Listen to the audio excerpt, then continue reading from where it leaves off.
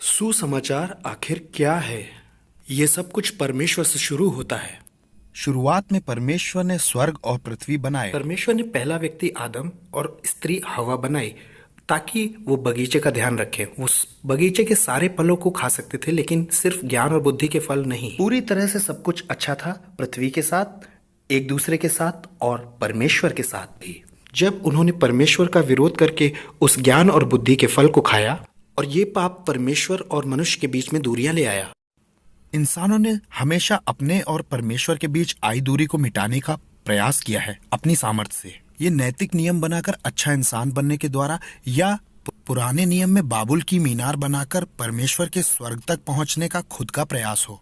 और अपने समय में इसका एक अच्छा उदाहरण मिलता है जब रूस ने 1961 में अंतरिक्ष में एक यान भेजा। लौटने पर उस अंतरिक्ष यात्री ने कहा कि हम अंतरिक्ष होकर आए हैं और हमें ना ही स्वर्ग ना परमेश्वर का कोई चिन्ह मिला। एक प्रसिद्ध प्रोफेसर और लेखक C.S. लुइस ने अपने जवाब में उस अंतरिक्ष यात्री को कहा कि परमेश्वर को उसके बाहरी अंतरिक्ष में ढूंढना ऐसा है जैसे शेक्सपियर को उसके घर की छत के बिल्कुल ऊपर ढूंढना। इसके लिए तो शेक्सपियर को अपने किसी नाटक में अपना ही एक चरित्र बनाकर लिखना होगा, और यही तो सुसमाचार है। बाइबल कहती है, परमेश्वर ने जगत से ऐसा प्रेम रखा कि उसने अपना इकलौता पुत्र दे दिया ताकि जो कोई इस पर विश्वास करे वो नाश ना हो बल्कि अनंत जीवन पाए। सुसमाचार परमेश्वर का अपने बारे में इतिहास में लिखना है। करीब 2000 साल पहले भविष्यवाणियों को पूरा करते हुए यीशु मसीह ने जन्म लिया कुंवारी गर्भवती से। जब वो बच्चे थे तब भी उन्होंने पाप रहित जीवन जिया, और 30 की उम्र तक उन्होंने सेवा शुरू की और बहुत से चेले बनाए। 3.5 साल तक यीशु ने चंगा किया, लोगों को सिखाया और अपने बारे में ये दावा किया कि वो परमेश्वर का पुत्र है और एकमात्र स्वर्ग तक जाने का रास्ता है। और ये बात उस समय के धर्मगुरुओं को पसंद नहीं आई। उन्होंने दंगा किया और यीशु को झूठे आरोपों में फंसाकर मारने की कोशिश की। बाइबल कहती है जब यीशु मसीह क्रूस पर थे तो वो हमारी जगह थे और उसने हमारे पापों के लिए अपने आप को दे दिया था, और परमेश्वर ने उसे जो पाप को जानता भी नहीं था हमारे लिए ठहराया, और हम मसीह में परमेश्वर की धार्मिकता बन सके। मरने के बाद उन्होंने यीशु को क्रूस से उतारा और एक कब्र में रखा। उस कब्र के ऊपर उन्होंने एक बड़ा सा पत्थर लगा दिया ताकि कोई भी अंदर या बाहर ना जा सके। दरवाजे पर रोमन सिपाही पहरा दे रहे थे, और तीसरे दिन यीशु मसीह मुर्दों में से जी उठा। और यही तो भविष्यवाणियों में लिखा था।